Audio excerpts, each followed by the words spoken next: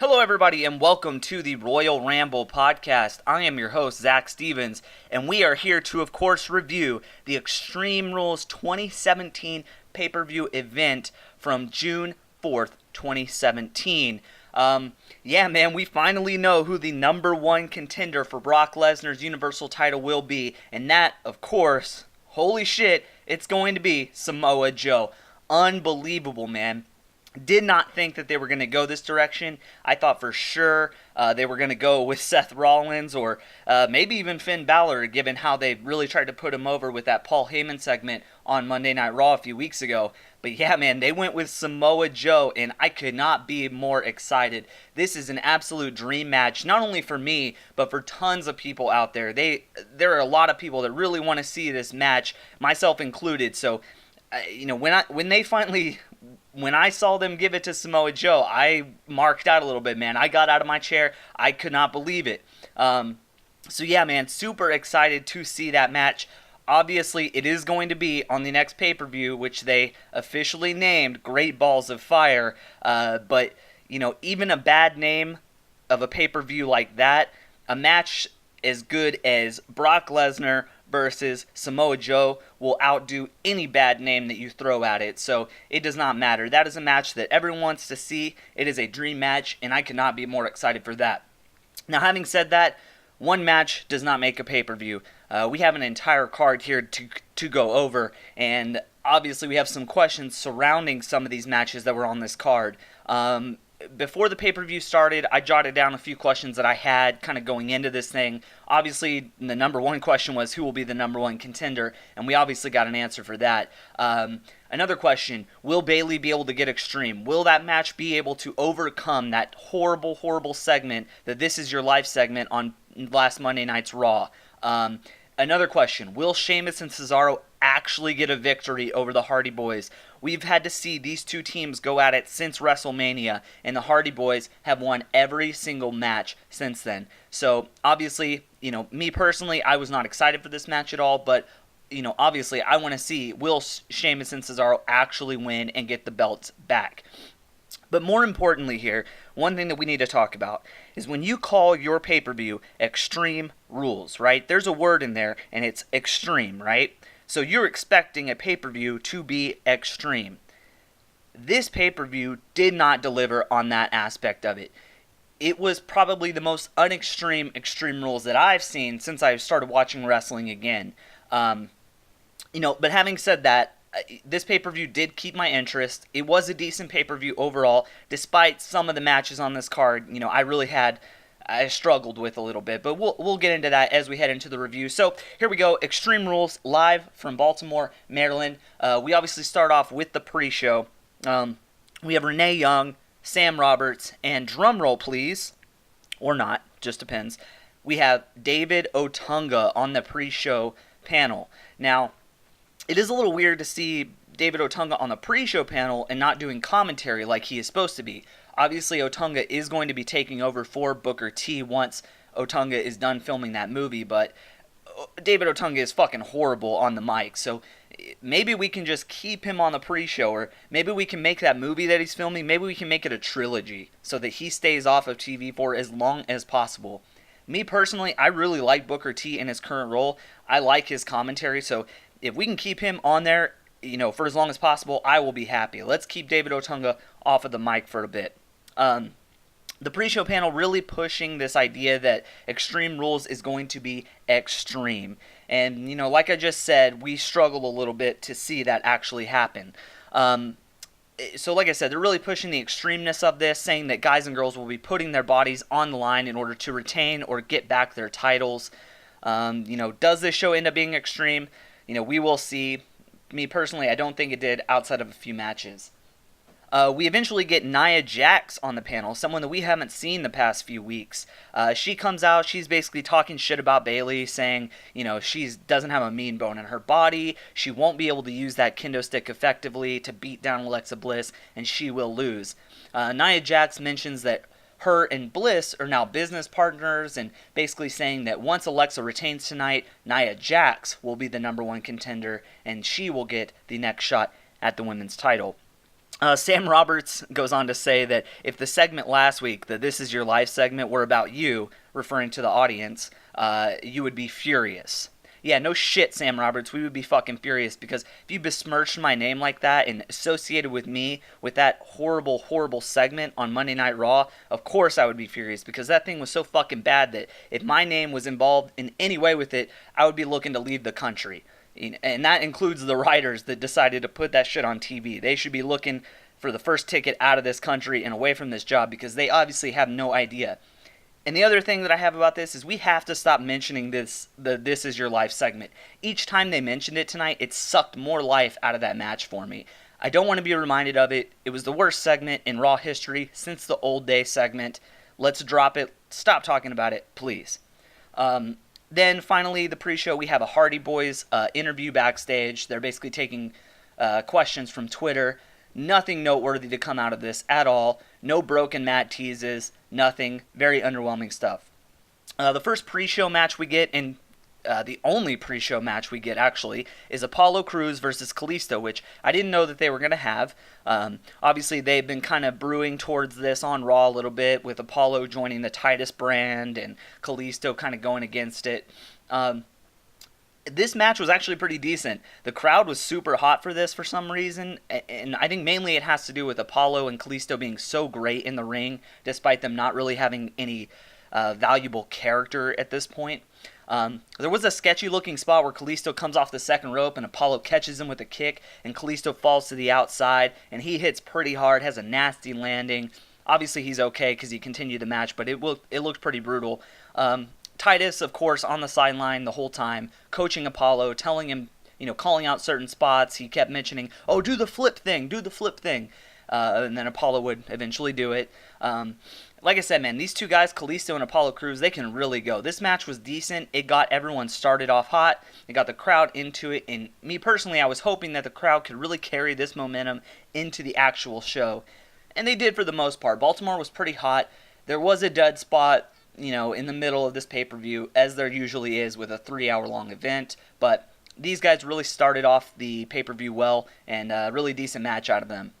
And obviously, this is leading towards an Apollo going heel and going full-fledged with Titus, or more likely, Apollo turning on Titus, and we're going to have an Apollo Crews versus Titus O'Neil match, probably at the next pay-per-view, or they'll battle it out on Raw or something like that. Me personally, thinking about this after this match was over, I would actually really like to see Apollo Crews go full heel. Right now, he has no character other than being that smiling guy that works really hard and is a great in-ring worker.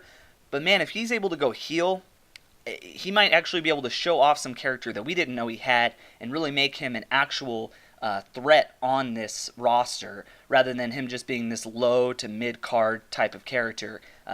He's really great in ring. WWE should use that to their advantage. The finish here, Kalisto ends up winning. It's kind of a cool finish. Kalisto goes for the Salida del Sol off the rope, and as he's doing the flip for the Salida del Sol, he ends up kicking Titus in the face, so Titus goes crashing outside of the ring, and Kalisto gets the pin on Apollo in about 8 minutes or so. Definitely a brilliant match out of these two guys for a pre-show match especially, and the crowd was super into it. My only problem is, like I said, these guys kind of lack character at this point, but in the ring, man, they can really go, and they're exciting to watch. Now here's where I thought we were going to get the second match on the pre-show, which I thought was going to be Swan and Sasha versus Alicia Fox and Noam Dar. But this actually ended up getting onto the main show. I could have sworn that I heard Renee say that this was going to be a pre-show match tonight, but we never got it on the pre-show. I originally thought, oh man, did they cut this match? But no, they did not. They pushed it to the main show, and it got a decent reaction. I wasn't aware that Rich Swann was actually from Baltimore, Maryland, so he was able to get that hometown pop. But of course, anytime a wrestler is wrestling in their hometown, the WWE loves to have them lose. So will he lose tonight? We'll find out when we get to that match.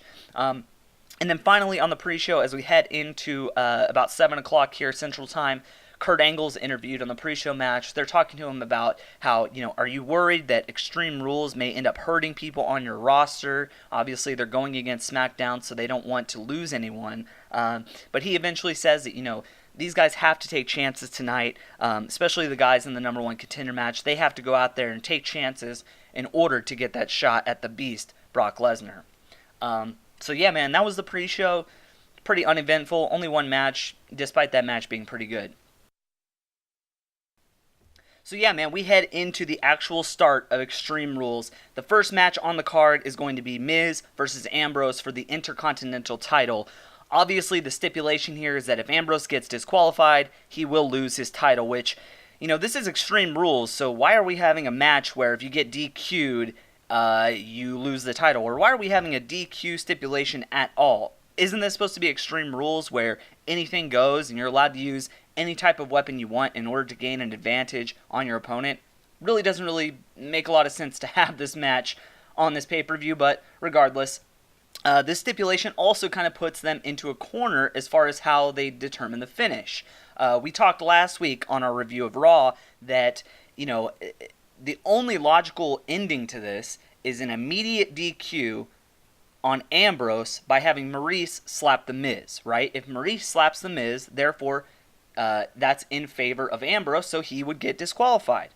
They eventually do this spot, but it ends up taking about 12 or 15 minutes. These guys have a really long match, and, like I said, also on a review of Raw where we went over Extreme Rules, the way this card was shaping up, these guys were going to have a match. They weren't going to be able to do the quick finish because there wasn't enough time to fill a 3-hour pay-per-view if these guys don't go at it for a little bit. So obviously, going into this match, I was thinking, will they actually do the quick DQ? The stipulation leads itself to nothing but a quick finish. And if The Miz doesn't do it, he ends up looking pretty stupid, right? I mean, just last week or a few weeks on Raw, he used this same tactic against Ambrose by dropping an elbow on the Drifter and therefore getting Dean disqualified. So he obviously knows how this works. So why wouldn't he just tell Maurice to slap him from the very beginning? I don't know. Now, having said that, I do want to see The Miz win this match. Ambrose with the Intercontinental title just has not been working, man. Ambrose is just a boring character to me. I know a lot of people do like him, but he's just, I don't know, man. The Intercontinental title needs to be elevated, and Ambrose really doesn't do that. He's just been boring as fuck lately, and The Miz has been on fire, so I really wanted to see The Miz take it. Anyway, we start the match, and as they always do, they hold up the Intercontinental title, and the camera zooms in on it. And the first thing I notice is that, man, this belt looks fucking dirty as shit, dude. I don't know what it is. I know it's a white belt and whatnot. It's probably hard to clean, but there was a line that Miz said, that Ambrose had dragged the belt through the trash bins that he calls home, and it actually looked like that belt had been sitting in a trash can. So definitely need to clean that shit, Miz, as soon as you get a hold of it. It looks dirty. So obviously the theme throughout this match was that the Miz is trying to do everything he can in order to get Ambrose to disqualify himself. He would slap him directly in the face, trying to get Ambrose heated enough to maybe use a chair or do something illegal and get himself disqualified. So that is the theme throughout the match. So we start off, we have a suicide dive by Ambrose that leads into The Miz getting thrown into the barricades near the Timekeeper's area. We get a very close count out, which obviously would lead to a title loss by Ambrose. Ambrose then picks up a chair out of nowhere, but Miz kicks him in the face. Ambrose drops the chair. Then The Miz nearly uses the chair on Ambrose while the ref is distracted, but Ambrose stops him. Ambrose teases using the chair again for some reason, even though he obviously knows if he gets disqualified, he'll lose his title, but he doesn't use it. At this point in the match, all I'm thinking is, why didn't The Miz just tell Maurice to slap him from the beginning? It makes Miz look stupid, especially since he knows how this match should have worked. Miz continually kicks Ambrose in the corner with a trio of drop kicks. Then we have Ambrose tease the Dirty Deeds. Miz reverses the Dirty Deeds into the skull-crushing finale, but Ambrose counters that and then sends Miz to the outside. Ambrose jumps from the top of the post, hits Miz with an elbow to the outside. Ambrose really has the momentum here. He hits Miz with a few clotheslines and then goes into a fisherman suplex into the pin. Miz kicks out in 2. Then Maurice starts talking to The Miz a little bit, and this is where I'm thinking, okay, it's eventually coming. She's coaching him a little bit. They're going to come up with this dastardly plan eventually. Ambrose hits a swinging neck breaker. We get another near fall on The Miz. We get some dueling "Let's go Ambrose, let's go Miz" chants as Ambrose heads to the top rope. Ambrose jumps down, and as he lands, he starts selling his left knee. It looks like he's been injured or whatnot, and The Miz instantly realizes this, and he goes for a chop block on it. Then he locks him into the figure 4, really putting the pressure on that injured knee. Ambrose can't even stand at this point. His knee is too injured. He's hobbling around. Ambrose then goes for a quick roll-up on The Miz, gets a near fall, kicks out in 2. Then he hobbles up, he goes to the top rope, but Miz hits the rope as he gets there, and Ambrose racks himself. So again, leading into that whole theme of this match where The Miz is trying to do anything he can in order to get Ambrose mad enough to do something stupid and disqualify himself. This is where we kind of get towards the end of the finish here. Ambrose is then on The Miz's shoulders. The Miz is on Ambrose's shoulders, and while The Miz is up there, he's undoing the padding on the turnbuckle, okay? Then Ambrose eventually walks away from the corner, then he turns around, he's going to slam Miz into it, but he realizes that The Miz has undone that padding, and therefore he has to stop himself, because otherwise he would have gotten disqualified, which didn't really make a lot of sense to me. I didn't think that was even a disqualification rule. I have seen him do it before, but I've also seen them not disqualify people for that before too. So didn't really make sense to me that would be a disqualification, but either way, I guess it was. I did like these series of teases that they kept doing. I thought it was decent. But in the end, all I could think was The Miz should have won this 10 minutes ago, right? He should have had Maurice slap him from the beginning, and this match would have been over with. Eventually, Ambrose gets Miz into a figure 4 lock after The Miz hits a series of yes kicks. The Miz teases a tap, but eventually gets to the bottom rope. We head into our finish here of this match, and eventually The Miz gets to the ropes, and he starts talking to Maurice. The camera pans into his face, and he tells her, slap me, slap me, slap me. So I'm thinking, okay, here it is. It only took him 15 fucking minutes to get to this. So Maurice slaps him, right? The ref sees it. Everyone in the crowd is like, oh, is it going to happen? Are they going to disqualify Ambrose? No. Instead, the ref is a little too smart for that, and he bans Maurice from ringside. So, as I'm thinking about this, they could have done this slap from the very beginning, but it actually makes more sense that the ref would know that Maurice is not working with Ambrose, right? Obviously, Miz and Maurice are married. They come to the ring every week. They're always working together. So why would Ambrose have anything to do with Maurice slapping the Miz? So the ref was too smart for it. He bans Maurice from ringside. But eventually, she doesn't actually go to the locker room. She goes about halfway up the ramp, turns around, comes back to the ring. Miz then throws Ambrose into the ref as the ref has his back turned, and the ref tumbles to the outside of the ring. And the ref, obviously, all of a sudden, isn't smart anymore because he is about to DQ Ambrose for running into him. The ref starts heading towards the timekeeper's area, really teasing that he's going to call for the disqualification of Ambrose. Ambrose is arguing with him as he's walking, yelling at him, saying, I didn't do it, I was thrown into you, blah, blah, blah. Well, while he's arguing with him, Miz comes from behind Ambrose. He hits him with a skull-crushing finale, and it's 1, 2, 3. The Miz wins and is your new Intercontinental Champion.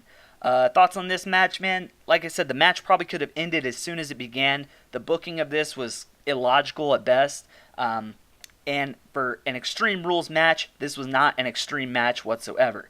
I did like these constant teases that they did with, Ambrose almost disqualifying himself, but not.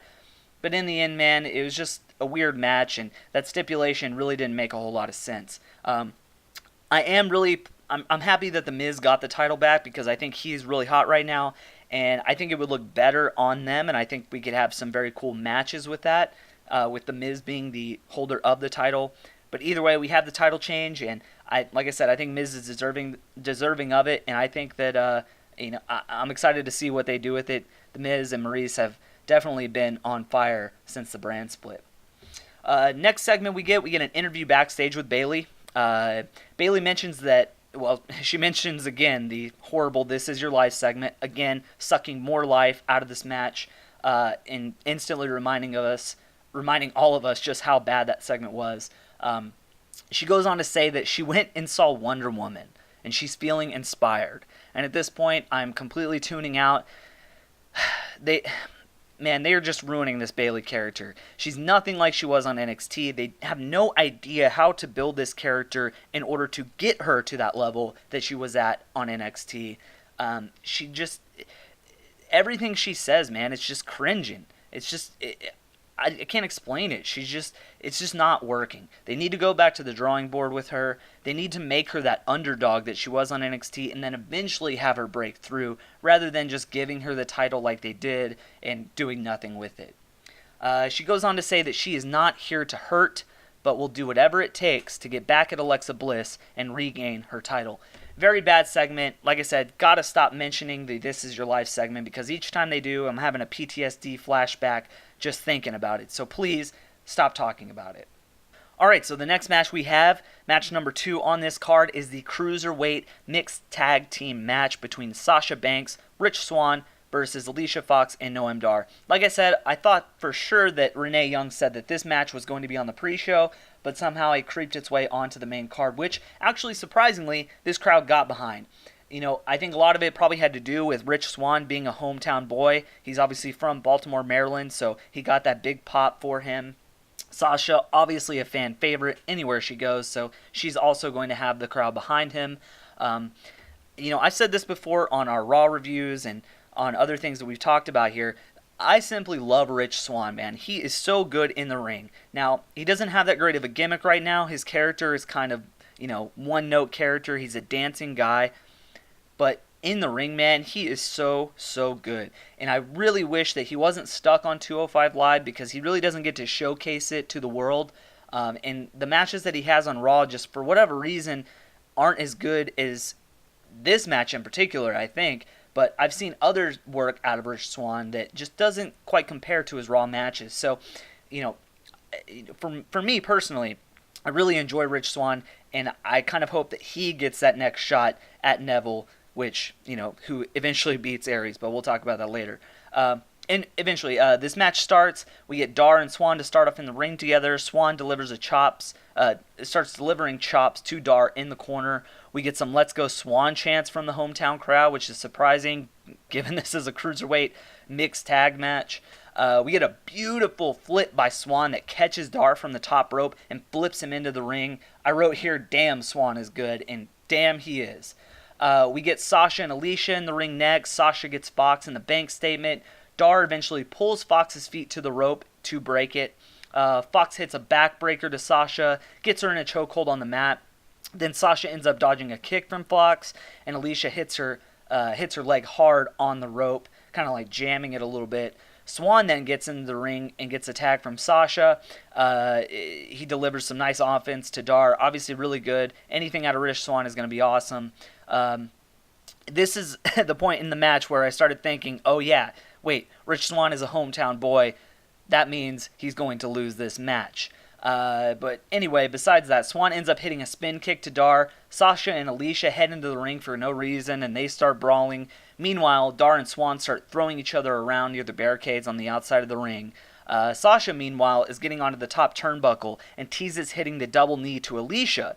But Dar comes around and grabs Alicia Fox and saves her, so instead, Sasha says, hey, fuck it, and she hits the double knee to Dar. Knocks him onto the outside. Dar is completely dazed at this point. He's out of it. Swann picks him up. He throws him into the ring, and he sets up and hits a beautiful Phoenix Splash off the top rope. Very, very awesome looking. He gets a win in his hometown. Holy shit, legend has been made, and the curse has been reversed. So, no more hometown boy losing in his hometown. He officially ended that.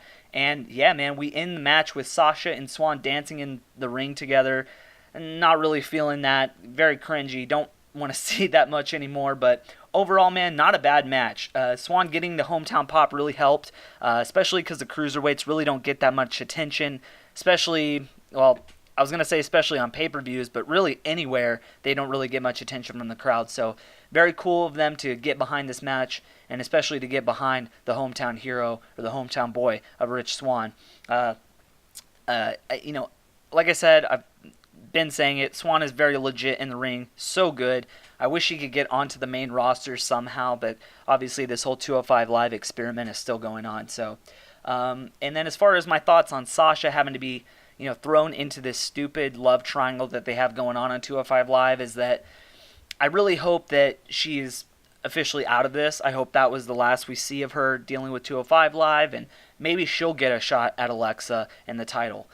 If Alexa wins, which, you know, we'll get to that.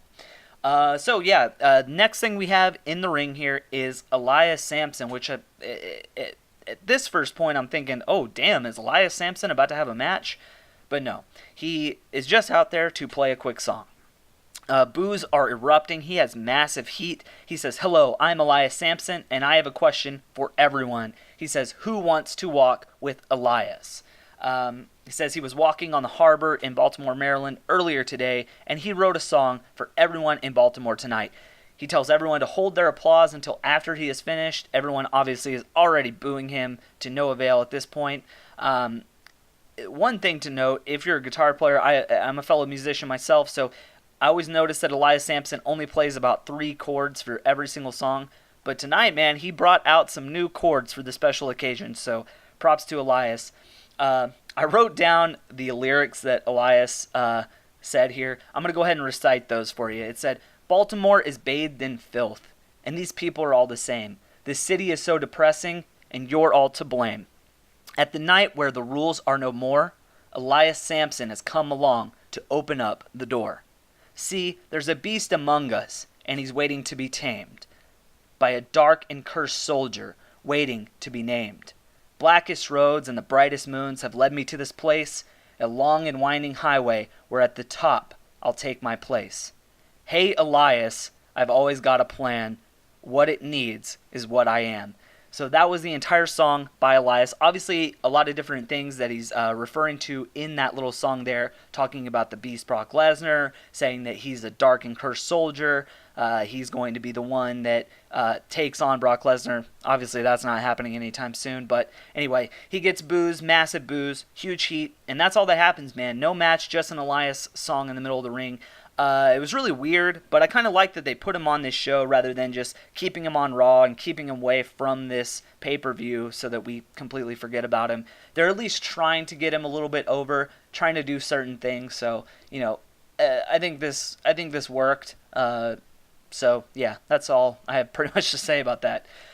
So eventually we get our actual match. This is match number 3. We get Bayley versus Alexa Bliss. Obviously, this is the kendo stick on a pole match. The whole question leading into this match is, will Bayley become extreme? That's the whole tease here. Will she actually do something malicious in order to get her title back? The way they set this match up was they have a pole in the one of the corners hanging up, and the kendo stick is hanging from that pole on like fishing line or something. They have a camera set up there, so we get this cool angle looking down on the kendo stick. So obviously some time and preparation put into this match. Unfortunately, the match didn't last that long and didn't really give the crowd anything to be excited for. So the one thing to note here, though, is as Bayley's coming out, man, she gets audible boos here. Very mixed reaction for her. Obviously a mixed reaction for Alexa as well, but you expect that given that she's the heel. But with Bayley, there were audible boos here, so it's very telling when that starts to happen, right? This character is not working. It's the same kind of thing with Roman Reigns, right? He gets booed all the time, but they're pushing him down our throats as this baby face. Now, Roman is obviously leaning more into the heel side of things lately, but Bayley is full on babyface here, and she is getting booed, so not a good sign. So we start this match. We start with Alexa telling Bayley just to grab it because she knows that Bayley doesn't have that mean streak in her. She knows she won't use it. Bayley looks at the kendo stick for a little bit, kind of hesitates, and then runs for it. She tries to grab it, but Alexa obviously stops her. We get teases of grabbing the stick by both women, similar to kind of how they treat ladder matches, going for the Money in the Bank briefcase or going for the title that hangs above the ladder. Slowly climbing your way to the top and, trying to reach for it and just being right out of reach. So kind of stupid. I always hate that. It never looks believable to me. And, neither of these women in this point in the match were damaged enough to be selling a slow crawl to the top of the rope. So that just never works for me personally. Eventually, Bayley is able to knock the stick off of the pole, and she is actually the first to grab it. So she grabs it, and everyone's like, oh man, we're going to see Bayley finally do something cool. Alexa eventually runs away from Bayley. A chase ensues outside of the ring, and Bayley gets Alexa to cower into a corner with the stick.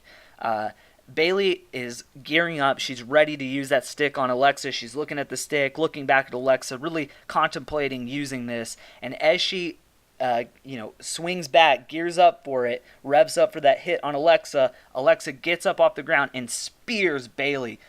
The stick goes flying. Bayley drops it. Alexa runs, grabs the stick, and starts wailing on Bayley, just smacking the shit out of her with this stick multiple times.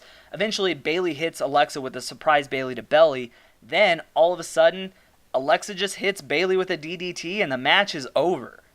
At this point, I'm thinking, whoa, what happened? This was like 2 or 3 minutes of a match, seriously. I didn't actually time it, but it did not feel very long, and it was not long. I mean, I would say anywhere from 2 to 5 minutes is how long this match lasted. This was not extreme at all. The highlight package that they showed before the match, all the little things building up to this, was longer than the actual match. So, you can't...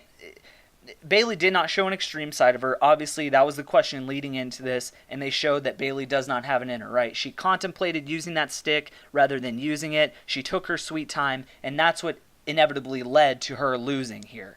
But this match was so short, so sweet. The women deserved better than this, man. This title was looking extremely good when Charlotte had it. Obviously, I love Alexa Bliss. I think she's great with the title. This has nothing really to do with Alexa Bliss. This is more of the booking of Bayley and the booking of this match in general is what I have a problem with. But, Bayley didn't use the kendo stick once. She kind of proves that she doesn't have that mean streak in her. She doesn't have what it takes. This character, to me, is just... She just hasn't hit that same mark that she hit in NXT. It's kind of dead at this point, and they really, really need to go back to the drawing board with Bayley in particular and find a way to get the crowd back behind her because right now, man, it's just not working. I really thought we would get something more substantial out of this match tonight. There was a lot of time put into the build into this match. Obviously, that whole, I'm going to mention it again, this will be the last time, guys, that whole This Is Your Life segment and all of the stuff leading up to that on previous Raws. They were really trying to build up to this, and this is the match that we get. Totally not acceptable. That was the worst match of the night tonight by far, guys, and at this point, I'm just hoping that Alexa gets a new contender and they can fix Bayley's character as fast as possible because they absolutely are going to need to fix her. All right, we head into match number 4 here, and that is going to be the steel cage match for the tag team titles between Sheamus and Cesaro versus the Hardy Boys. This obviously came right after that Alexa Bliss-Bayley match. The crowd was kind of dead for this. The finish to the last match obviously didn't help with, Bayley kind of losing out of nowhere and it being such a short match. And not to mention, we've seen this pairing of teams for the past 3 months. We've seen Sheamus and Cesaro versus the Hardy Boys too many times to this point, and the Hardy Boys always win. So, going into this match, for me personally, I'm not excited to see this for the 5,000th time. At this point, I'm just thinking either do the title change or split these teams like the fucking Red Sea. I don't want to see them anymore. Please stop pairing these two teams together. Anyway, we start the match. We get tons of delete chants to start the match, so the crowd does eventually sort of get into it. Cesaro and Sheamus immediately go for the escape from the steel cage. Obviously, the way you win a steel cage match is either you get over the top of the cage or you exit out the door. Now, the real stipulation of this match, given that it's a 2-on-2 tag match here in this cage, there are no tags. All 4 men are in the ring together. So, in order for them to win, both of the teammates, you and your partner, both have to go to the outside together. If one goes out there and the other one's still in the ring, doesn't count. So both of you have to be out there, and you have to be out there first, okay? So escaping by yourself does you no good. So, obviously Cesaro and Sheamus immediately go for that escape. Jeff, meanwhile, is beating down Sheamus in the corner. Both Sheamus and Matt are thrown into the steel cage, really hitting their faces hard on the cage. I think Matt even got a little bloody here. They end up falling between the cage and the ropes, looking pretty vicious. We start getting Brother Nero chants, then Matt gets thrown headfirst into the cage again. Sheamus and Cesaro tease another escape, but are then stopped by the Hardys. Like I said, the real stip of this match, both of them have to escape at the same time, and that was kind of the theme of this. Jeff ends up hitting Poetry in Motion to both Sheamus and Cesaro, which looked pretty cool. The Hardys then go for an escape, but of course are stopped again. Matt goes for an elbow onto everyone and misses horribly. Pretty bad botch here. You'll probably end up seeing that one on Botchamania because he's on the top rope.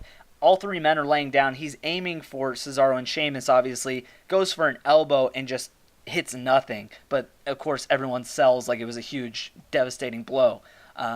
Eventually, Cesaro pushes Matt onto Sheamus' shoulders, who goes for a rolling senton. Cesaro and Sheamus tease going out the door this time, but Matt hardly hangs on to their legs to keep them inside, so he's grabbing them as they're trying to exit out the door so they can't escape. Sheamus then misses a brogue kick, and then Matt hits him with a tornado DDT. The Hardys have the momentum here. They're definitely in control. The Hardy Boys both get close to exiting, but then Sheamus and Cesaro jump up to the rope and stop them. One thing to note here, I really like how quick Cesaro just jumps to that top rope. He doesn't waste any time getting up there, letting the Hardy Boys kind of tease that they're going to make the exit. He jumps onto that third rope, and he is up there pulling you down. So props to Cesaro for really kind of, stopping that thing that I hate so much about the whole, I got to climb really slow because I got to give the enemy time to get me and stop me. I hate that. So Cesaro did nicely here by getting up there as quickly as possible to stop them. Jeff eventually is on the other side of the cage at this point. Cesaro holds him as he hangs on by one arm, and he's just hanging on there. Cesaro's the one that's holding him up.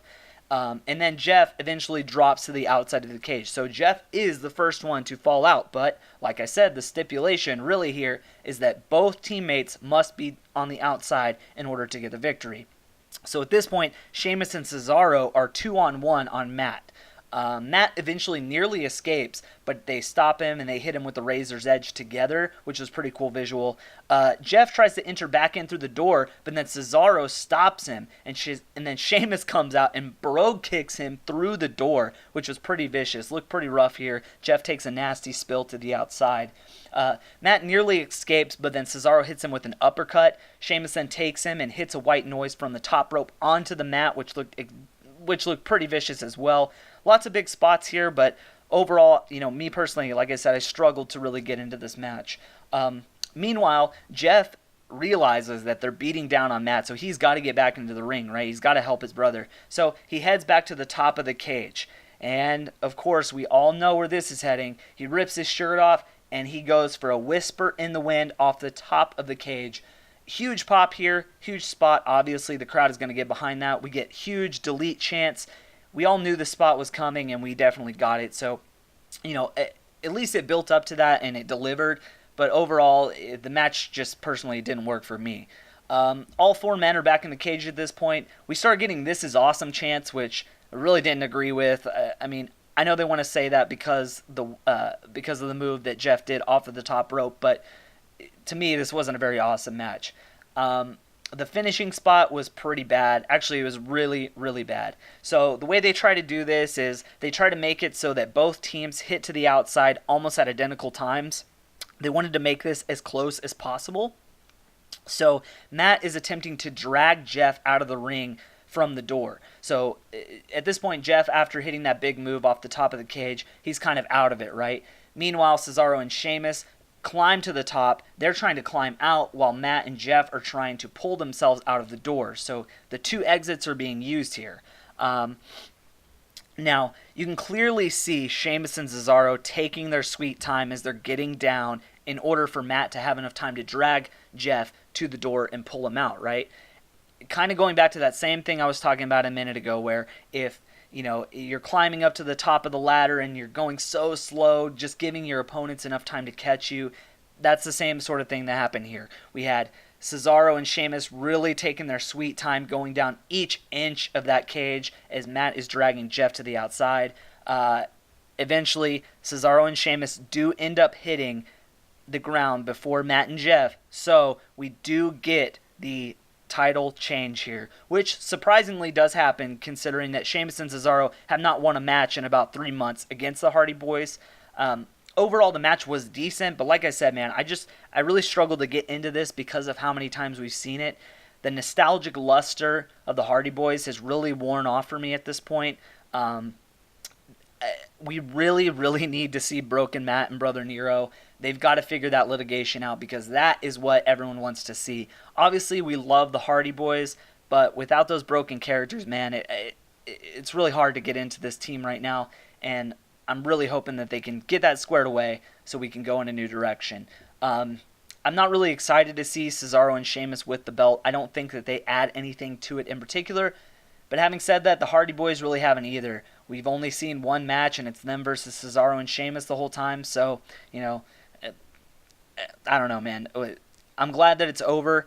However, this probably also means that we're going to see a rematch, which means we're going to have to watch this fucking match again. So, it's never going to end at this point, guys. We're stuck here. So, all right, anyway, moving on. We go on to match number 5 of the night, and it is the Cruiserweight Championship. Another match, another pairing of guys that we have seen since WrestleMania, Neville and Aries, and this is a submission match for the Cruiserweight title.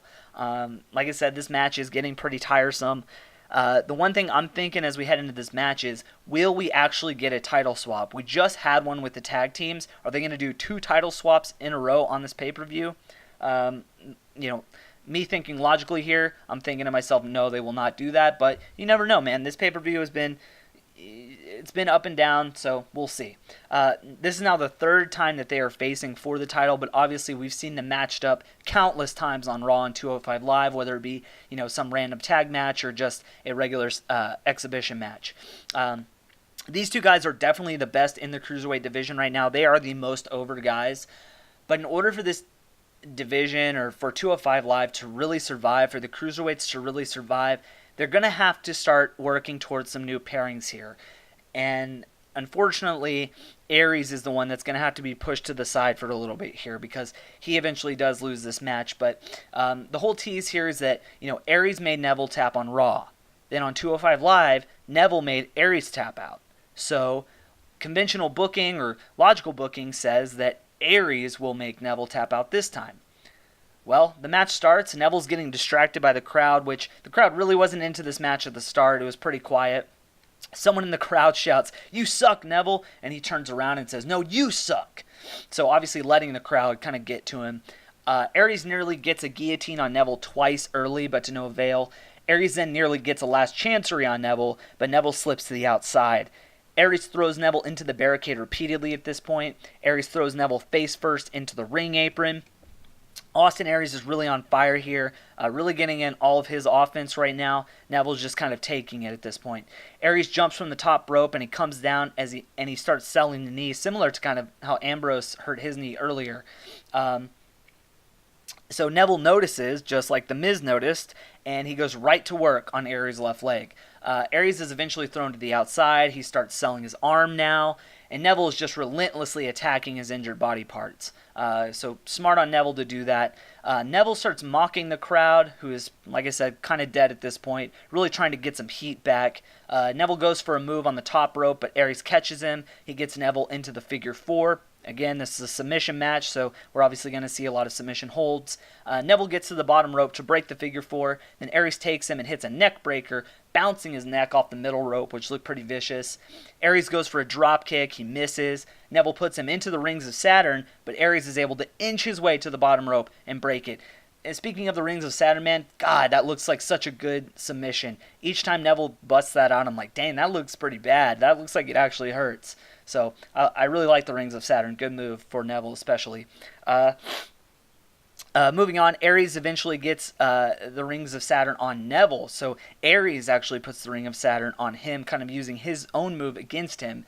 Neville tries to grab the ref, kind of like he did in one of their previous pay-per-view matches where he grabbed the ref and got disqualified. Got Aries disqualified, I should say. But Aries actually stops him this time. So he remembered, hey, Neville might try to do this again. So he stops him. And then Neville hits him with a kick. Aries hits a sunset flip onto Aries. Aries hits a sunset flip onto Neville. And then gets Neville into the last chancery. Neville nearly taps here, but he gets to the outside of the ring. However, Aries keeps the hold on him as they roll to the outside. So instead of Neville just grabbing the rope, Neville tries to fall to the outside of the ring. And as they do that, Aries still has the hold on him. So they're laying onto the outside of the ring, and Neville starts tapping.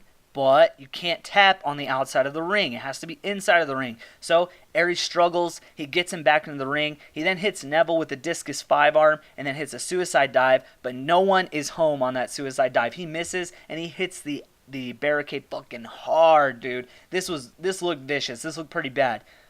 Surprised Aries didn't get hurt here. Maybe he did. I don't know, but it looked pretty bad. Anyway, we head into the finish here. Neville takes advantage of the missed suicide dive. He ends up hitting a huge red arrow off the top rope onto Aries' back. This, man, the thud that we heard when Neville hit Aries, it was harsh, man. Go back and watch this if you can. It was vicious. The sound that it makes sounds like he broke some ribs or something. It was bad. Anyway, he lands the red arrow onto Aries' back. Neville then puts Aries into the rings of Saturn right after, and Aries just taps immediately. So Neville retains.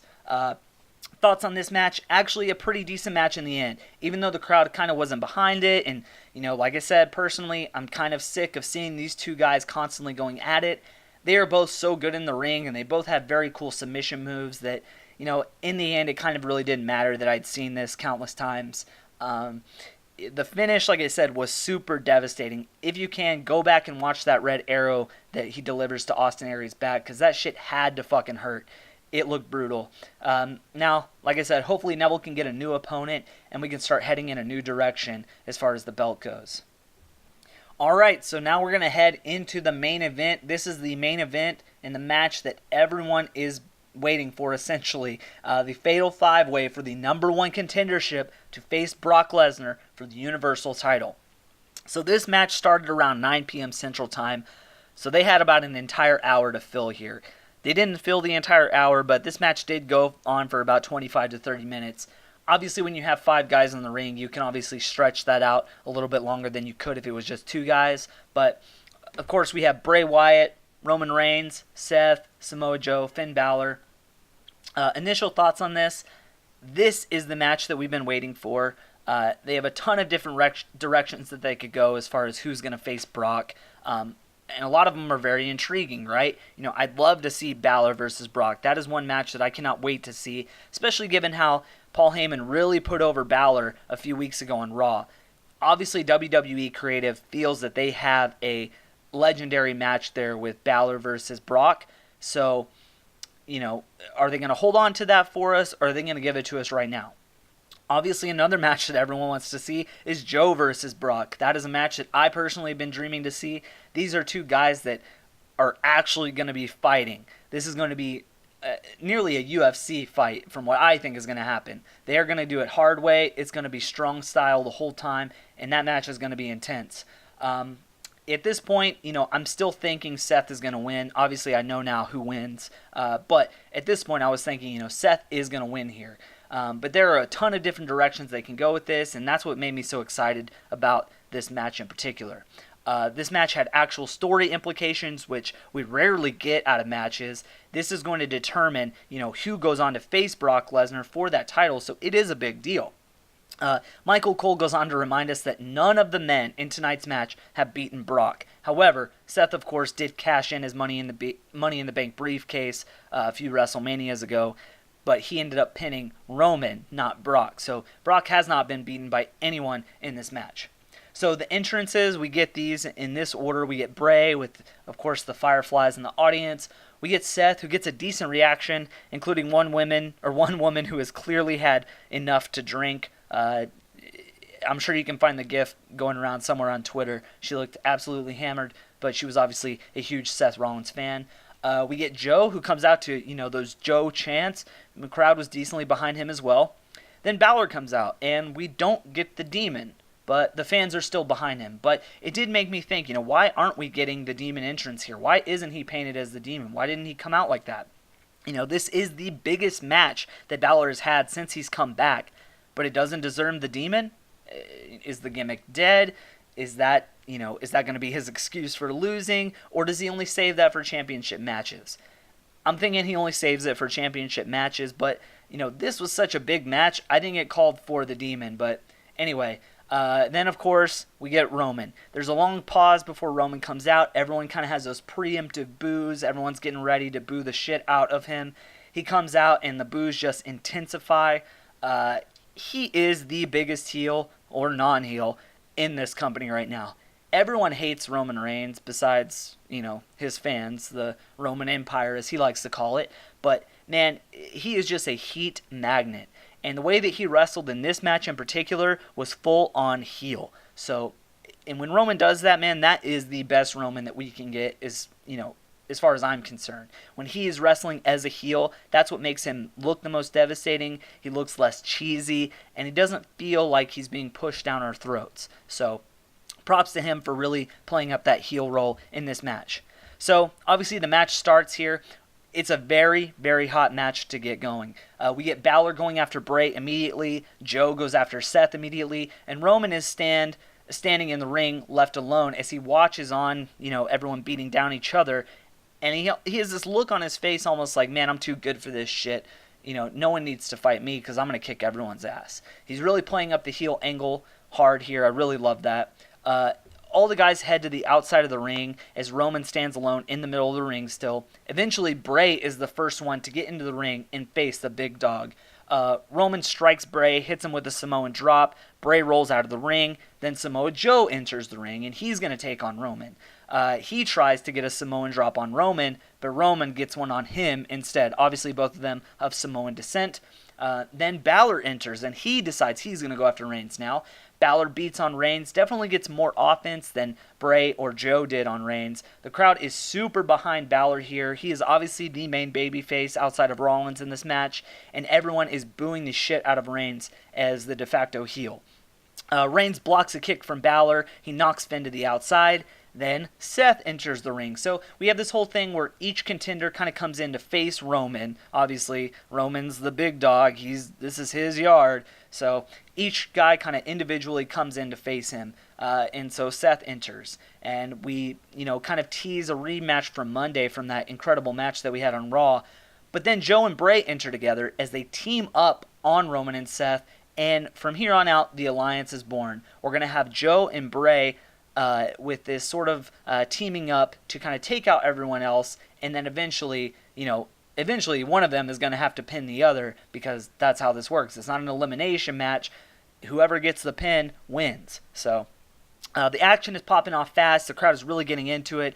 Balor comes back into the ring and starts stomping on everyone that tries to re-enter. Then he hits a flip to the outside on all three men.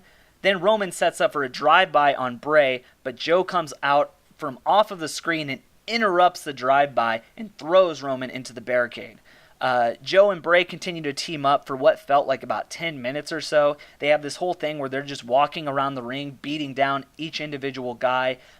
They eventually throw Roman into the steel steps, and then they take those steps and then they smash them into Seth, Balor, and then Roman again. So Joe and Bray are totally in control, just kind of wrecking everyone in their path at this point. And then this is where they slowly start to tease that uneasy alliance. They sort of tease the turn of Joe and Bray. Joe is constantly watching his back as Bray walks behind him, which makes sense because Bray actually turned on Joe on Raw. So it made sense that Joe would feel a little uneasy here. Then Balor gets into the ring and Joe and Bray start beating down on him. My thoughts so far on this match, this was probably the slowest part, the whole Bray and Joe teaming up thing. But I think it was some good storytelling here, right? The two main heels in this match are obviously going to team up together. That's something that we see continually in these WWE matches. But overall, it was the slowest part of this match. But this match overall delivered in a great way. So back to the match. Joe is about to go for a pin, but Bray sees him and he decides against it. So again, kind of teasing that turn here. Joe was about to go for a pin. I believe it was on Balor, but Bray, kind of sees him and he decides, hey, I'm not going to do it yet. I'm not going to do it. We have this alliance. Let's keep going. So Seth gets back in the ring and he starts to turn the dominance of Joe and Bray around. The Kingslayer goes for a suicide dive, but Bray stops him and gets him to the outside of the ring where he gives Seth a DDT onto the steps. Bray does. Meanwhile, Joe and Balor are in the ring. Joe grabs him, gets the Coquina clutch going, but Balor is able to reverse it and stomp out Joe. All of a sudden, Bray enters the ring with a chair, and he beats down Balor. Roman runs in, Bray starts beating him down with the chair, and then of course the crowd starts chanting one more time, one more time. Obviously they want to see Roman get beat up with a chair. Again, they tease Bray's using the chair on Joe here, so he's revving up, about to hit somebody with a chair. It's either going to be Joe or Balor, and instead he goes for Balor. So I really like this part of the match because eventually later on there's a good storytelling here, because Balor eventually gets his revenge in a very similar way later on in the match, but we'll get to that. Balor eventually turns it around as Joe runs into the chair set up in the corner of the ring. Reigns gets back into the ring after delivering a drive-by to Bray. He goes for a roll-up on Balor, but picks him up. Super badass move here. I love when Roman does this. He rolls him up and then picks Balor up with one arm and just power bombs the shit out of Balor. Very cool visual. Roman is definitely a strong dude, so I like seeing that move especially. Eventually, Seth gets back involved, and he delivers a beautiful double blockbuster to both Bray and Joe at the same time. So he's on the top rope, he flips, does the double blockbuster on both of them at the same time. Really fucking nice. Love that move. And this is about the time in the match where it really starts to pick up heat and the pace really picks back up and the crowd starts to really wake up and get into this. Seth then goes for a suicide dive, but this is where Bray takes Joe and sacrifices him to Seth. So Bray is standing there about to eat that suicide dive from Seth, but Bray grabs Joe and throws him into Seth as he's coming out of the suicide dive. And obviously Joe is pissed. The alliance is officially over at this point. Seth then hits a Falcon Arrow for a near fall on Bray. Bray eventually catches Seth with his sister Abigail. He goes for a 3 count, but Joe breaks up the pinfall, and he is super pissed about Bray turning on him here. He starts saying, what was that all about? What was that all about? Then they start the inevitable battle. Joe gets a near fall on Bray. He starts really working his offense here. Joe looking really good at this point. Joe then gets the Coquina clutch onto Bray. But guess who has a chair now? It's Finn Balor. This is where I was saying he gets his revenge for earlier.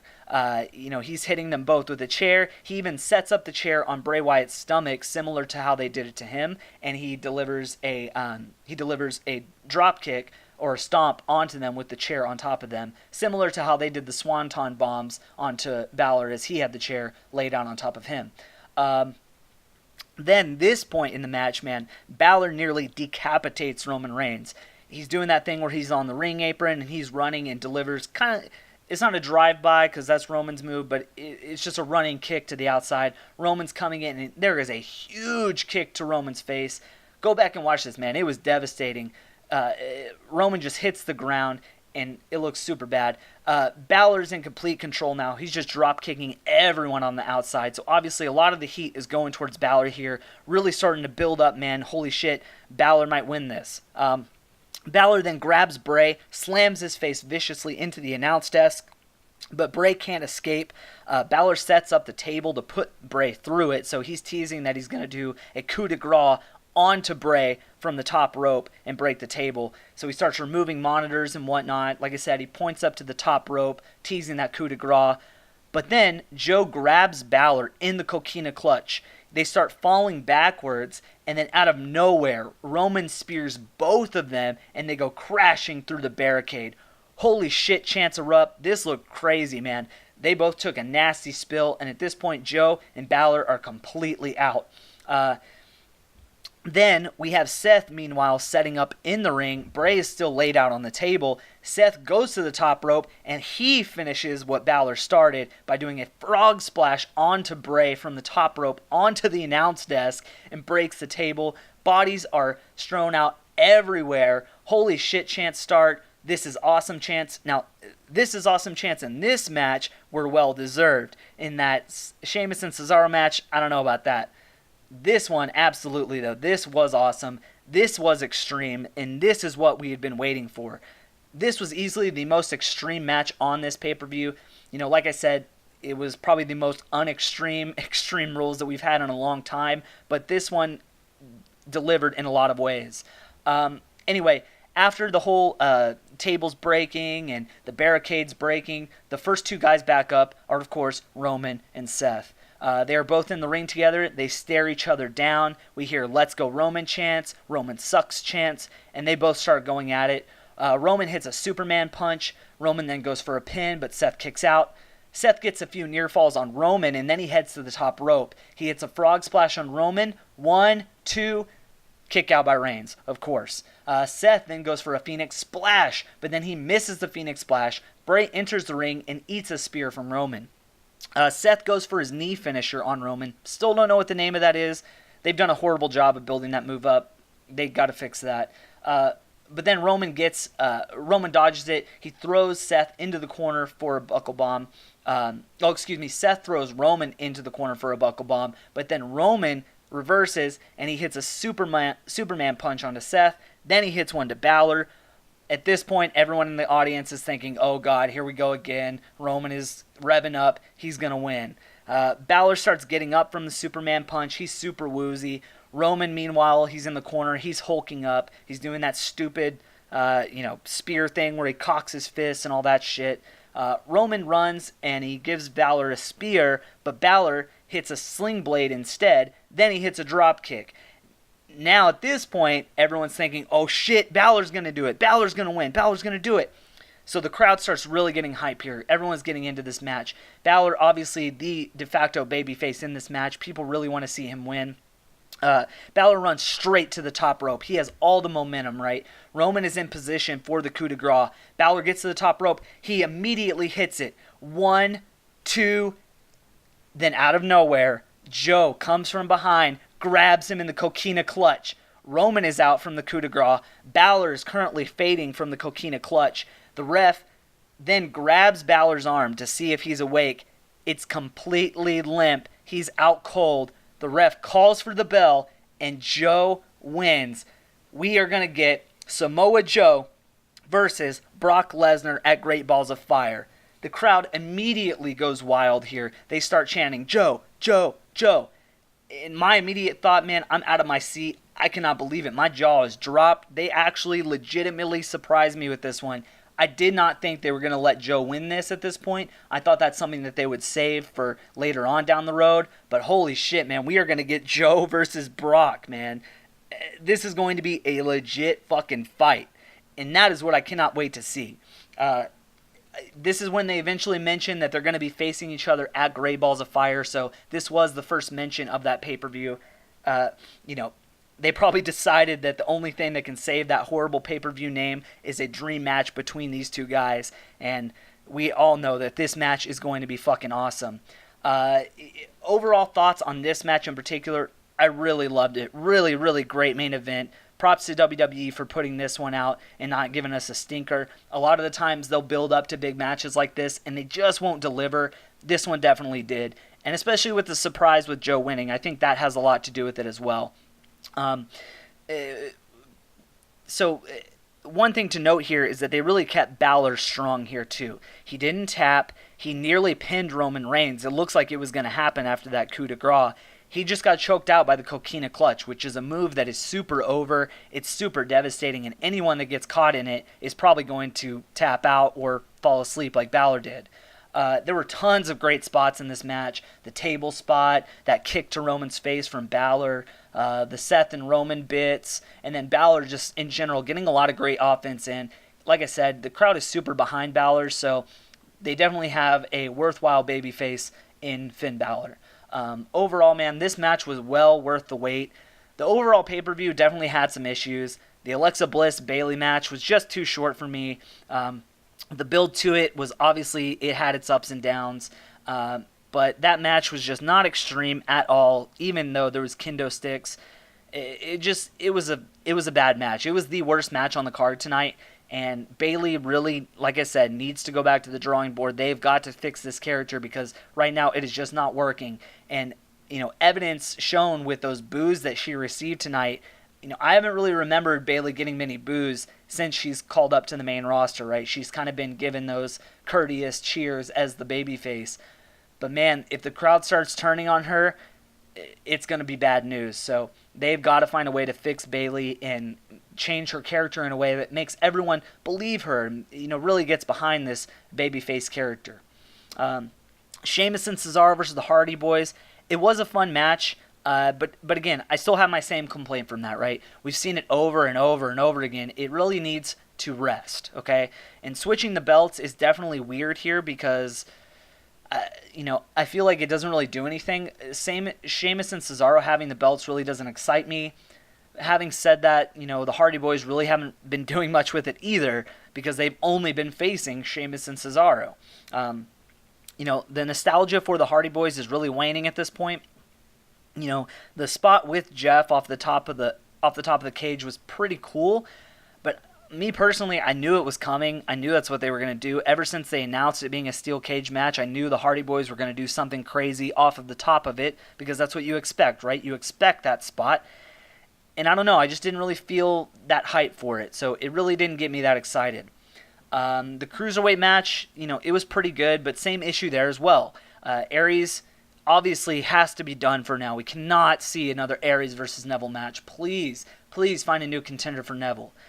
I really think Neville has done a fantastic job. He definitely deserves the title. He is on fire right now, but they've got to find someone else to face him. Maybe Rich Swann, who knows?